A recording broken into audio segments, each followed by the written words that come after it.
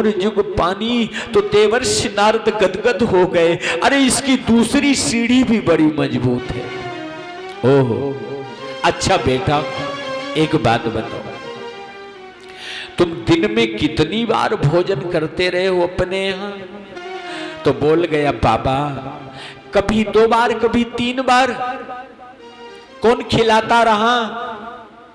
बाबा मेरी मैया मुझको खिलाती थी। फिर रोने लगा, जैसे माँ की याद आए रो पड़े।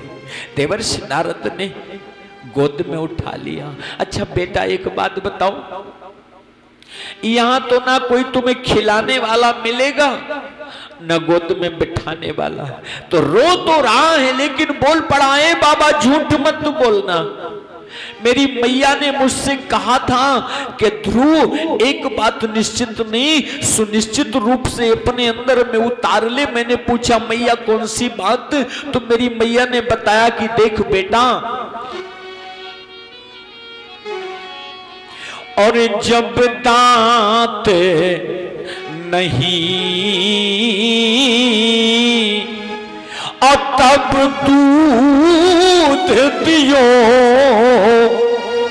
तो परमात्मा जब दांत नहीं होते, नवजात शिशु मैया के गर्भ से जन्म लेता है, तो वो परमात्मा मैया की छाती में दूध की व्यवस्था कर देता है। वो परमात्मा अब बोले जब दांत नहीं और तब दूध दियो, और जाने दूध दियो तो वो अन्न भी दई है। जिस परमात्मा ने मैया के अंदर दूध की व्यवस्था कर दी है, वो परमात्मा अन्न की व्यवस्था करेगा। बाबा इतना ही नहीं, जब दांत नहीं तब दूध दियो, और जाने दूध दियो तो वो अन्न भी दई है।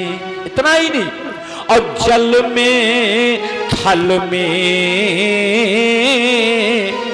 और नभ में सबकी अशुद्धि लेते हैं वो तो हमारी भिलई है। कितना बड़ा बेसन बाबा, जल के जीवों को जल के अंदर भोजन पहुंचाता है वो परमात्मा।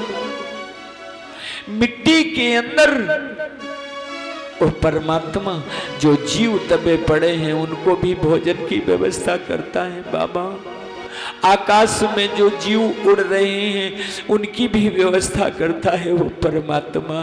तो ए बाबा वो परमात्मा मेरी भी व्यवस्था करेगा। जिस परमात्मा ने मैया के अंदर दूध की व्यवस्था करी है, और वही परमात्मा तो अन्न की व्यवस्था करेगा। गदगद हो गए देवर्षि नारद और चरणों में गिर पड़ा ध्रुव, बाबा अब मुझे अपना शिष्य बना लो। तो गुरु मंत्र दे दिया, ओम नमो भगवते वासुदेवाय।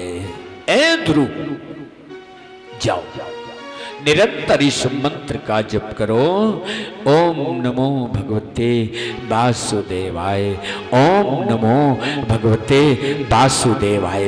परम आदरणीय श्री सुखदेव जी महाराज कहते हैं, आज ध्रुव ने शुरू कर दिया। और देखिए, तिरात्रांते तिरात्रांते प्राप्ते कपिथ वज्रासनः आत्मवृत्त्यानुसारेण मासमुनीते अर्चयन् हरिम। तिरात्रांते तिरात्रांते प्राप्ते कपित्थ वज्रास। 3 रात हो गए, 3 दिन 3 रात हो गए। चौथे दिन फल लिया। कौन सा फल? जंगल में कोई सेब अनार तो मिलेगा नहीं, सो एक कैथा मिल गया, कैथा कपित्थ ले लिया। चौथे दिन फिर पंचमे महीनास्यनुप्राप्ते, रोज अभ्यास करता रहा। कभी कैथा ले ले, 6 दिन हो जाए, 15 दिन हो जाए, 1 महीना हो जाए, धीरे धीरे करके फल समाप्त, पत्ते लेने लगे, पत्तियां खाने लगे। फिर पत्तियां खाना भी छोड़ दिया। फिर पत्तियां खाना छोड़ दिया तो केवल जलाहारी, जल का आहार करने लगे, केवल पानी पीकर रह जाते थे। तपस्या जारी है। इस तरह से 5 महीने बिता दिए। पंचमे मास्यनुप्राप्ते चितश्वासो नृपात्म जहां। 5वें महीने अभ्यास कर करके, प्राणायाम कर करके श्वास पर नियंत्रण कर लिया। अरे राम राम, आज तो श्वास को भी रोकना शुरू कर दिया। श्वास को रोक रोक करके एक दिन ऐसी स्थिति में आ गए ध्रुव महाराज कि इस श्वास को खींच करके ब्रह्मरंध्र में स्थापित कर दिया, जिसे आप ब्रह्मांड बोल देते हैं। ये ब्रह्मरंध्र है।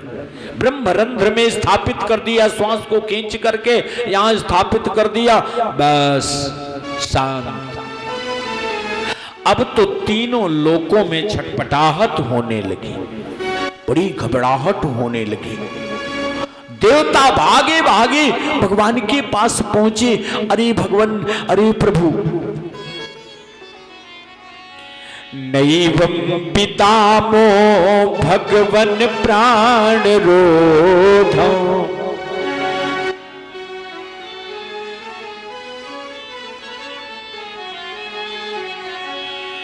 नैवं पितामो भगवन प्राण रोधम चराचरस्याखिल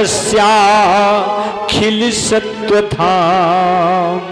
देवता खड़े हैं भगवान के सामने, प्रार्थना कर रहे हैं। भगवान प्रभु, प्रभु रक्षा करो। क्या हुआ? विधेहि तन्नो अब्रजिनाब्धि मोक्षम प्राप्तम वयम त्वाम शरणम शरण्यो। हे प्रभु, हम आपकी शरण में हैं। क्यों? भगवान मुस्कुरा रहे हैं। क्या हुआ? क्या हुआ? अरे प्रभु, 3 लोकों में सबकी श्वास अवरुद्ध हो रही है, कंठ अवरुद्ध हो रहे हैं, पता नहीं क्या हो रहा है प्रभु। सांस लेना दूभर हो गया, बड़ा मुश्किल है। तो देवर्षि नारद दौड़े दौड़े चले आए, बोले प्रभु हम बता सकते हैं। तो भगवान मुस्कुराए, बोले ना ना नारद, ना देवर्षि, तुम्हें बताने की जरूरत नहीं है। मैं तो अपने दुलारे भक्त का दर्शन करने जा रहा हूं। मेरा दुलारा भक्त, मेरा प्यारा भक्त अपनी श्वास को खींचकर ब्रह्मरंध्र में चढ़ा चुका है। मैं आज उस दुलारे का, उस लाडले का दर्शन करने जाऊंगा। देखे जरा, भगवान स्वयं कहते हैं, मैं उस दुलारे भक्त का, उस लाडले भक्त का दर्शन करने जा रहा हूं, जिस भक्त ने प्राणायाम के द्वारा और अपनी श्वास को, प्राण अपनी श्वास को और चढ़ा रखा है, खींच रखा है, ब्रह्मरंध्र में स्थापित कर रखा है। आज चले महाराज, चले भगवान। ध्रुव महाराज तो ऐसे ही ज्यों के त्यों खड़े। भगवान दौड़े भय आए, ध्रुव के सामने खड़े हो गए। बोले ध्रुव, आंखें खोल, देख मैं तेरे सामने। लेकिन नहीं, आंखें तो खोल दिए। अब भगवान चाहते थे ये कुछ बोले मुंह से, लेकिन ध्रुव नहीं बोले। ध्रुव नहीं बोले तो भगवान भी नहीं बोले।